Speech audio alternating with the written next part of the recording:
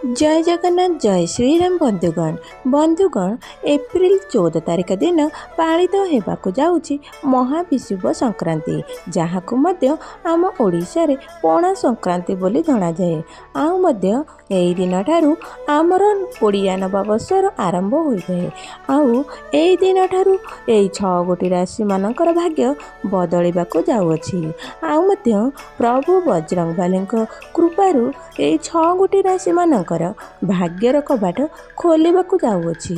आउ मध्य एही 6 गोटी राशिर भाग्य व्यक्ति मानक भाग्यर थिबा समस्त मनस्कामना पूर्ण हेबाकू जाउअछि एवं एमानकर 6 गोटी राशि भाग्यर जीवन शैली संपूर्ण रूप से बदलिबाकू जाउअछि।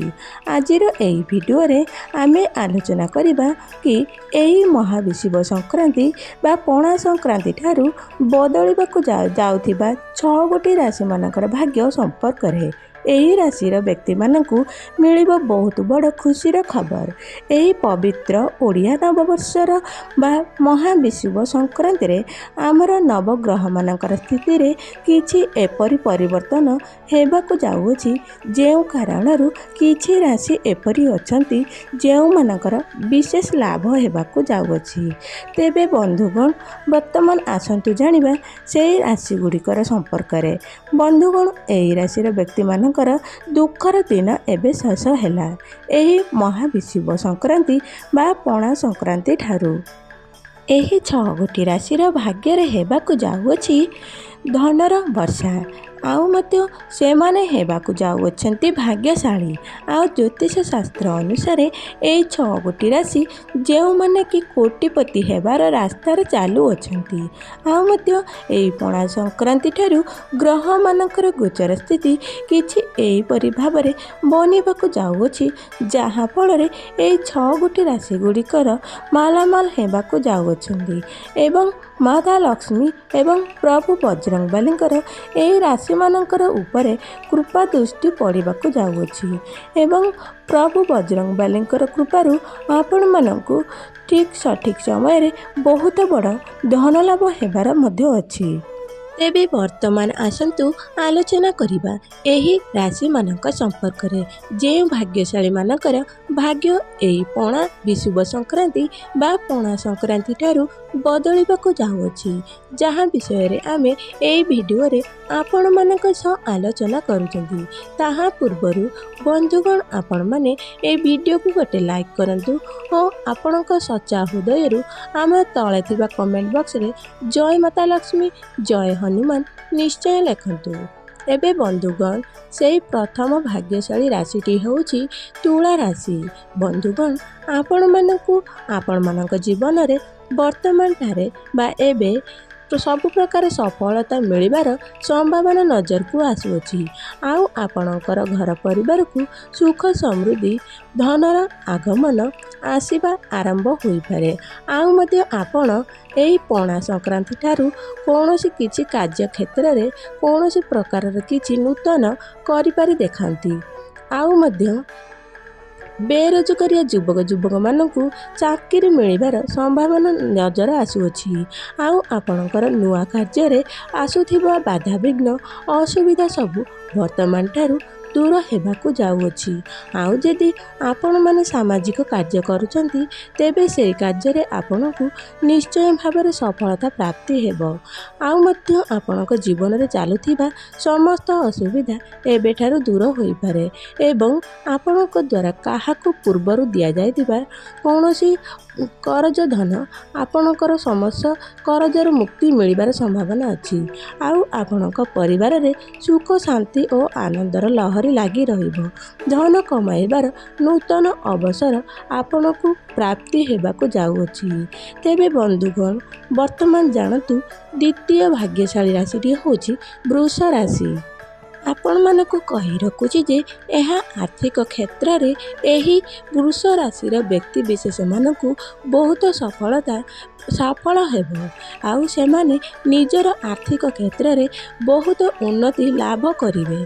आउ आपण मानकर वर्तमान समय बहुत अधिक शुभ रहिबो। ଯେଉଁ ବ୍ୟକ୍ତିମାନଙ୍କର ବେପାର ବାଣିଜ୍ୟ ଚାଲିଅଛି ସେହି କ୍ଷେତ୍ରରେ ସେହି ବ୍ୟକ୍ତିମାନଙ୍କୁ ଧନ ଲାଭ ହେବାର ପୁରା ସମ୍ଭାବନା ବନୁଅଛି। ଏହି ସମୟରେ ଆପଣଙ୍କର କୌଣସି ସ୍ଥାନକୁ ଦୂର ଯାତ୍ରା କରିବା ଆପଣଙ୍କ ପାଇଁ ଲାଭଦାୟ ହେବ। ଆଉ ଆପଣଙ୍କ ଜୀବନରେ ଆଗକୁ ଆସୁଥିବା ସମସ୍ତ ପ୍ରକାରର ଦୁଃଖ ଏବଂ କଷ୍ଟ ସମସ୍ୟାର ବର୍ତ୍ତମାନ ଠାରୁ ଅନ୍ତ ଘଟିବାକୁ ଯାଉଅଛି ଏବଂ ଚାକିରି କରୁଥିବା ବ୍ୟକ୍ତିମାନଙ୍କ ପାଇଁ ଏହି ପଣା ସଂକ୍ରାନ୍ତି ପରଠାରୁ ସମୟ ସବୁଠାରୁ ଅଧିକ ମାତ୍ରାରେ ଶୁଭ ରହିବାର ଅଛି ଏବଂ ଏହି ରାଶିର ବ୍ୟକ୍ତିବିଶେଷମାନଙ୍କ ଘରେ ଅଧିକ ମାତ୍ରାରେ ଖୁସିର ବର୍ଷା ହେବ ଏବଂ ଆପଣଙ୍କ ପ୍ରେମ ଜୀବନରେ ମଧ୍ୟ ଖୁସିର ମାହୋଲ ଲାଗି ରହିବ। ତେବେ ବନ୍ଧୁଗଣ, ତୃତୀୟ ଭାଗ୍ୟଶାଳୀ ରାଶିଟି ହେଉଛି ସିଂହ ରାଶି। ସିଂହ ରାଶିର ବ୍ୟକ୍ତିବିଶେଷମାନେ ଏହା ଜାଣି ରଖନ୍ତୁ ଯେ ଆପଣମାନଙ୍କ ଉପରେ ପ୍ରଭୁ ବଜରଙ୍ଗବାଲୀଙ୍କର ଏବଂ ମାତା ଲକ୍ଷ୍ମୀଙ୍କର ଅଶେଷ କୃପା ପ୍ରାପ୍ତି ହେବାକୁ ଯାଉଅଛି। ଆଉ ମଧ୍ୟ ଆପଣମାନଙ୍କୁ ଆପଣମାନଙ୍କ ଜୀବନରେ ବହୁତ ଅଧିକ ସଫଳତା ମିଳିବ ଏବେ ଯୋଗ ବନୁଅଛି। ଆଉ ଆପଣମାନଙ୍କର ଥିବା ଆର୍ଥିକ ସଙ୍କଟରୁ ଆପଣମାନଙ୍କୁ ମୁକ୍ତି ମିଳିବ। ଆଉ ମଧ୍ୟ ଆପଣମାନଙ୍କୁ ନିଶ୍ଚିତ ଭାବରେ ସଫଳତା ମିଳିବ। ଆପଣମାନେ ମଧ୍ୟ ଦିନ ରାତି ପରିଶ୍ରମ କରି ଉନ୍ନତି କରିବା ସହିତ ନିଜର ଗୋଟିଏ ନୂତନ ପରିଚୟ ଆପଣମାନେ ସୃଷ୍ଟି କରିପାରନ୍ତି। ଆଉ ମଧ୍ୟ କିଛି ମହତ୍ତ୍ୱପୂର୍ଣ୍ଣ କାର୍ଯ୍ୟରେ ଆପଣମାନେ ନିର୍ଣ୍ଣୟ ନେବାରେ ସଫଳତା ହୋଇପାରନ୍ତି। ଆଉ ଆଗାମୀ ସମୟରେ ଆପଣମାନଙ୍କର ଭାଗ୍ୟର ରେଖା ଘୋଡ଼ାଠାରୁ ଅଧିକ ଜୋରରେ ଦୌଡ଼ିବାକୁ ଲାଗିବ। ଆଉ ପଣା ସଂକ୍ରାନ୍ତି ଠାରୁ ଆପଣଙ୍କ ଜୀବନରେ ଖୁସିର ବର୍ଷା ହେବାକୁ ଯାଉଅଛି। ତେବେ ବନ୍ଧୁଗଣ, ବର୍ତ୍ତମାନ ଜାଣନ୍ତୁ ଚତୁର୍ଥ ଭାଗ୍ୟଶାଳୀ ରାଶିଟି ହେଉଛି କନ୍ୟା ରାଶି। କନ୍ୟା ରାଶିର ବ୍ୟକ୍ତିବିଶେଷମାନେ ଏହା ଜାଣି ରଖନ୍ତୁ ଆପଣମାନଙ୍କ ଘରେ ସୁଖ ସମୃଦ୍ଧି ଏବଂ ଧନର ଆଗମନ ହେବାକୁ ଯାଉଅଛି, ଯାହାଫଳରେ ଆପଣମାନଙ୍କ ସାମାଜିକ ପ୍ରତିଷ୍ଠାରେ ଭାଗ୍ୟ ଆପଣଙ୍କର ଖୋଲିଯିବ। ଆଉ ଆପଣମାନଙ୍କୁ ବେପାର ବାଣିଜ୍ୟ କ୍ଷେତ୍ରରେ ଲାଭ ହେବାର ପୁରା ସମ୍ଭାବନା ବନୁଅଛି। ଆଉ ଚାକିରି କ୍ଷେତ୍ରରେ ଉନ୍ନତିର କୌଣସି ପ୍ରକାରର ବଡ଼ ଖୁସିର ଖବର ଆପଣଙ୍କୁ ପ୍ରାପ୍ତି ହୋଇପାରେ।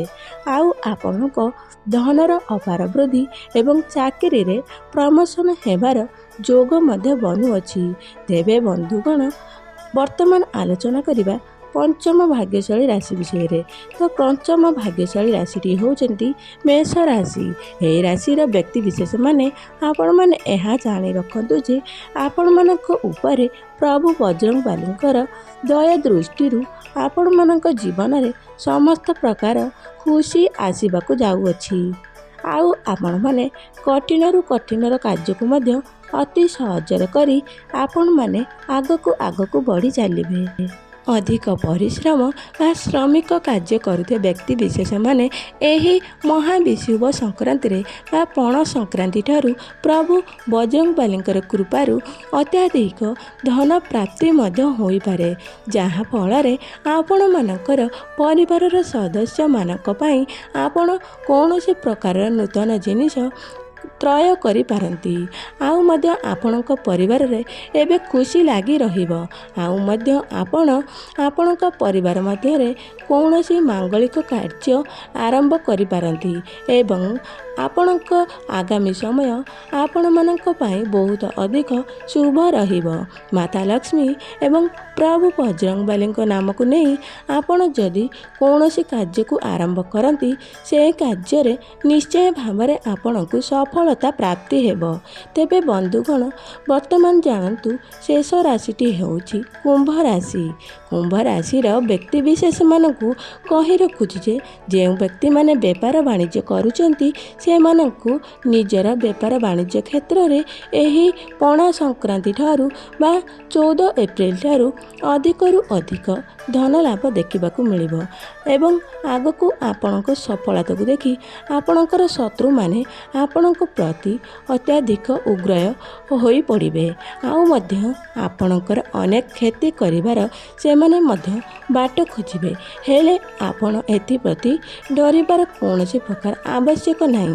କାରଣ ଆପଣଙ୍କର ଏହି ଶତ୍ରୁମାନେ ସେମାନଙ୍କର ସେହି ଚେଷ୍ଟାରେ ବିଫଳ ହେବେ, ତେବେ ବି ସେମାନେ ସଫଳ ହୋଇପାରିବେ ନାହିଁ। ଆଉ ପାଠ ପଢ଼ୁଥିବା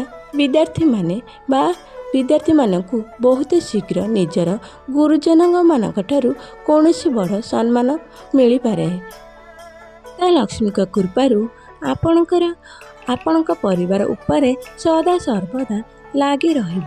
ଆଉ ମଧ୍ୟ ମାତା ଲକ୍ଷ୍ମୀଙ୍କ କୃପାରୁ ଆପଣମାନଙ୍କର ଆର୍ଥିକ ସ୍ଥିତିରେ ଠିକ୍ ହୋଇଯିବ। ତାହା ବହୁତ ଶୀଘ୍ର ଦୁଃଖ ଦୂର ହୋଇଯିବ। ଏବେ ବନ୍ଧୁଗଣ, ଏହା ଥିଲା ସେହି 6 ଗୋଟି ରାଶିମାନଙ୍କର ବା 6 ଗୋଟି ଭାଗ୍ୟଶାଳୀ ସମ୍ପର୍କରେ। ତେବେ ଯଦି ଆପଣମାନଙ୍କୁ ଏହି ଭିଡ଼ିଓଟି ଭଲ ଲାଗିଥାଏ, ତେବେ ଆପଣମାନେ ଏହି ଭିଡ଼ିଓଟିକୁ ଲାଇକ୍ କରନ୍ତୁ ଓ ତଳେ ଥିବା କମେଣ୍ଟ ବକ୍ସରେ ଜୟ ମା ଲକ୍ଷ୍ମୀ, ଜୟ ବଜରଙ୍ଗ ବୋଲି ନିଶ୍ଚୟ ଲେଖନ୍ତୁ।